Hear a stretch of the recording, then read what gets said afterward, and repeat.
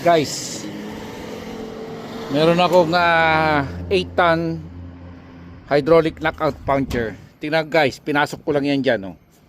So nagbutas lang ako ng ganito kalaki, pinasok ko yun.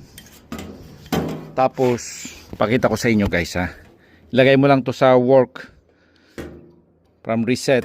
Tapos ipapump mo lang siya ng mga about 10 2, 3, 4, 5, 6, 7, 8, 9, 10. Oh, yan na. Butas na guys, oh. Yung butas niya guys, napaka clean. Look. Kahit ilagay mo yung kamay mo, hindi ka masusugat. Paka smooth. So ito lang guys. Ito lang ang solusyon sa problema ng madlang people. So ganyan lang siya kadali magbutas. Okay? So I hope you enjoy guys. Okay, ganyan lang siya at makinis pa. Okay, ganyan lang ka easy guys, easy bitchy spider. So assemble nito ulit siya ngayon.